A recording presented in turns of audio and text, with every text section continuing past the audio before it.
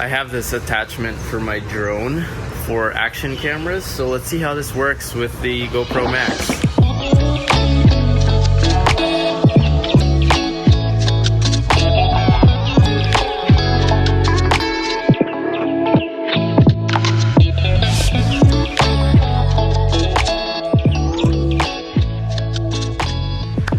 Hey everyone, how's it going? I am currently right now filming on the GoPro Max in hero mode, and this whole video is going to be shot on the GoPro Max. So let's get right into it. Filming in 5.6K 30 frames per second on the 360 mode. How's the audio? We're looking at plants here at the Quezon Circle in Quezon City, Metro Manila, Philippines.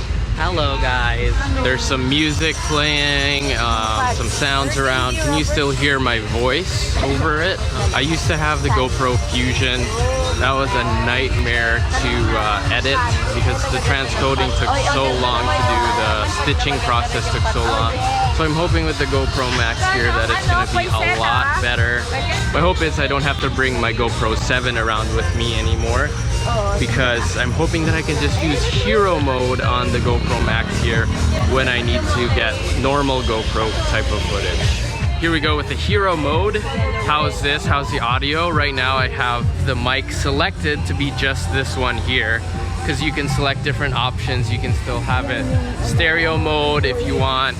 You can see behind me here the dancing. How's the audio while they're dancing back there? Can you hear the music? Is it too loud? Can you still hear my voice? Seems like you can only film in 1080p with this mode, the hero mode. Is that true? You can't go higher than 1080p? You can go in 4:3 aspect ratio and go to 1440p, but what about in this mode? There's no higher resolution. We're looking for Henna's parents and Ate Sha. Oy, si Tita Fe, oh. Wala si daddy mo. Nasa ano ba, Batangas. Ano, vaccine naman after. Joke lang. Okay, the thing that's really cool about the hero mode is they have this thing called horizon lock. So like even if I twist the camera, like it's literally like staying in the horizon. That's like crazy stabilization. So this is probably gonna be really stable like action camera. Look at this cute husky puppy.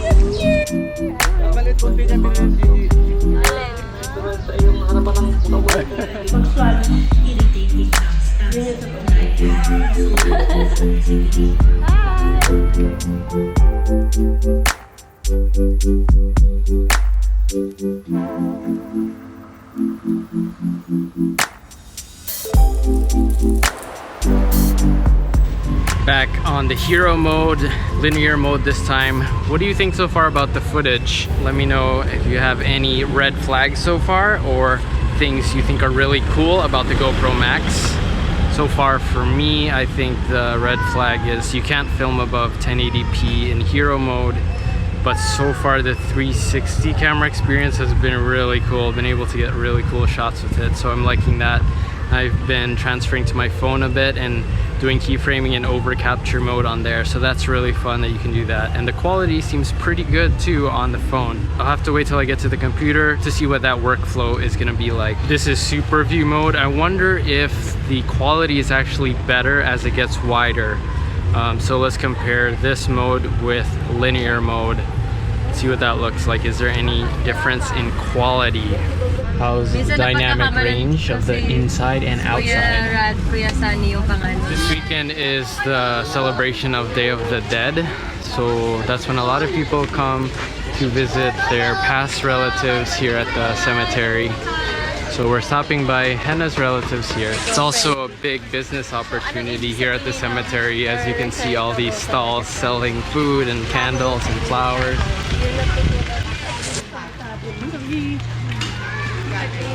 Traditions on Day of the Dead here in the Philippines, usually you hang out with other relatives, just hang around the graves, even play games, eat snacks, and then you can put flowers or candles.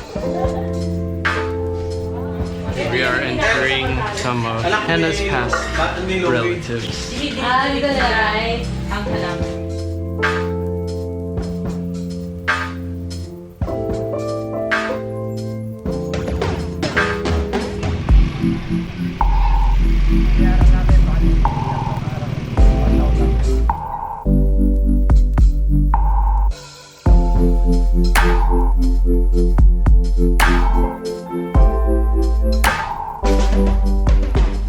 How's the low light? How's the low light?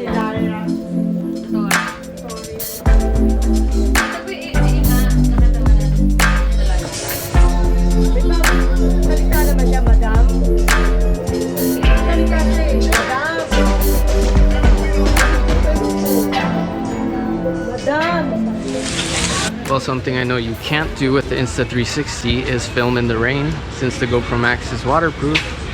You can vlog all you want in the rain.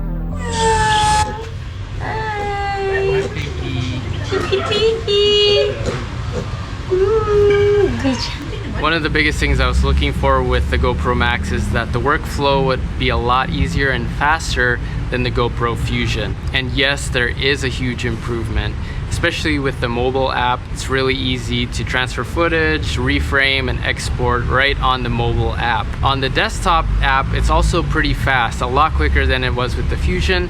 The only thing right now is that with the Mac version of the desktop app, you can't batch render the clips, so you have to do it one by one. Although it's pretty fast, I do wish they had the batch export feature, and hopefully that's something they'll add soon with the desktop app. Right now I'm using hero mode, and I think it's actually a really cool feature to have, because if I don't really need the 360 view, I can just use hero mode. And the hero mode is ultra stable too, so I really enjoy hero mode. Even though it maxes out at 1080p, the quality doesn't seem that bad when I actually get into the editing. The file size of the footage straight from the SD card is not very big, so that's a huge plus. It doesn't take a lot of space on your hard drive. The thing is though, if you use the desktop app to export, usually it exports in ProRes, and that increases the file size a ton. Another feature I really like is the 15-second or 30-second record. So with this feature, what it does is either you can select 15 seconds or 30 seconds, and it'll automatically stop recording after 15 seconds or 30 seconds, whichever one you choose. Because I end up finding myself forgetting to stop recording, and then it ends up taking a lot longer in the rendering process to render out those clips. So I ended up using the 15-second record quite a lot. The menu and touchscreen are really good. It's really handy to have the touchscreen and be able to view some of the footage on here, so that's very convenient. The fact that it's waterproof is really good too. I don't think the Insta360 is waterproof, so it's nice that this is waterproof. That way you can get some really cool footage when it's raining. And with hero mode, I'm pretty sure you can get really cool clips underwater too. With 360 mode, the water kind of makes this magnification on the lenses, so it doesn't really work very well underwater. It won't stitch that well. I think in order to do underwater footage, you'll need to have sort of a casing that will allow the footage to be stitched together well, that decreases that water magnification.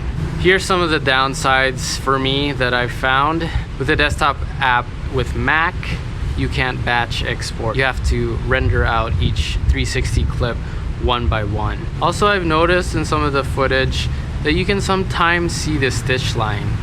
I remember with the Fusion, I could rarely ever see the stitch line. I'm not sure if they're still trying to improve the render process with this so that you won't be able to see the stitch line, but I did notice that there are some inconsistencies with the render, because some of the files that I rendered out, they were a little bit glitchy. So I had to re-render or export them, and then they ended up not being glitchy anymore. So I'm not sure what that was. I wonder if it's just my computer because it's a little bit older, or if I was doing something wrong with exporting. I think there are some improvements still to be made with the desktop app for Mac. Another thing is that I wish the quality was at least better than the Fusion. I think right now it's just the same as the Fusion. So the thing that really improved with the GoPro Max is mainly the workflow and then also hero mode. I noticed that there's some audio clicks or little glitches, mainly in 360 mode.